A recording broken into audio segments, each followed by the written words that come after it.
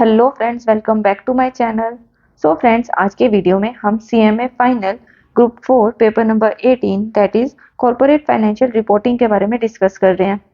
So friends, अगर अभी तक आपने इस सब्जेक्ट की रिवीजन स्टार्ट नहीं करी है सो आज की वीडियो आपके लिए हेल्पफुल हो सकती है, क्योंकि आज की वीडियो में हम इस सब्जेक्ट के स्टडी सीक्वेंस के बारे में डिस्कस करेंगे। So without wasting any time, let's start the video.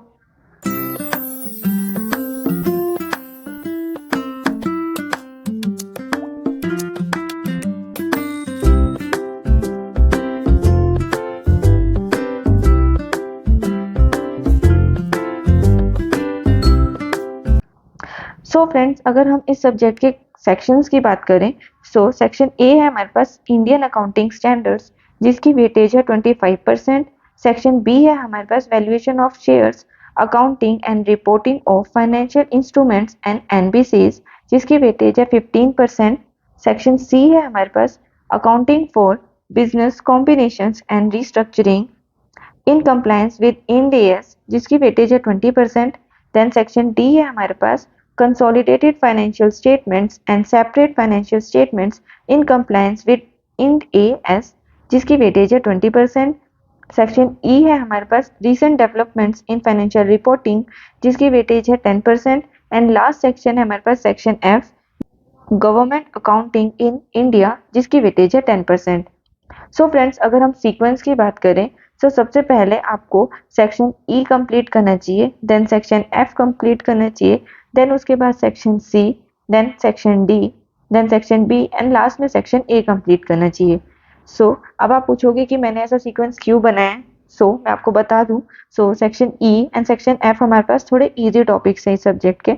आप पहले उन्हें कवर कर लो एंड उन्हें साइड कर दो। देन उसके बाद section C and D and B जो हमारे पास टॉपिक्स है वो प्रैक्टिकल पॉइंट ऑफ व्यू से बहुत ज़्यादा इंपॉर्टेंट है। एंड लास्ट में जो हमारे पास सेक्शन ए है वो थ्योरी पोर्शन है, मतलब उसमें हमारे पास केस स्टडीज आती हैं। लास्ट में आप फिर से अपना थ्योरी कंटेंट स्टडी करो। ये सीक्वेंस मैंने बनाया है। अगर आपको अपने अकॉर्डिंग कोई भी सीक्वेंस अच्छा लगता है आप उसे फॉलो कर सकते हो।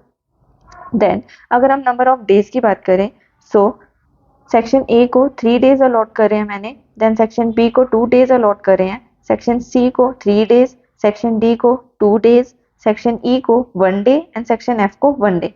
फ्रेंड्स, ये नंबर ऑफ डेज मैंने इस तरीके से अलॉट करे हैं क्योंकि पर्टिकुलर सेक्शन की वेटेज बहुत ज़्यादा हाई नहीं है।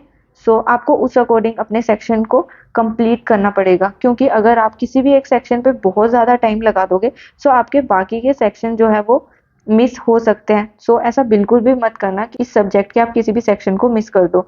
ट्राई करना इस सब्जेक्ट के सेक्शंस को आप इजीली कवर कर सको एंड आपको आइडिया हो कि हाँ, इस पर्टिकुलर सेक्शन में हमारा किस तरीके से क्वेश्चन सॉल्व हो रहा है, किस तरीके से इसमें क्वेश्चंस आ सकते हैं।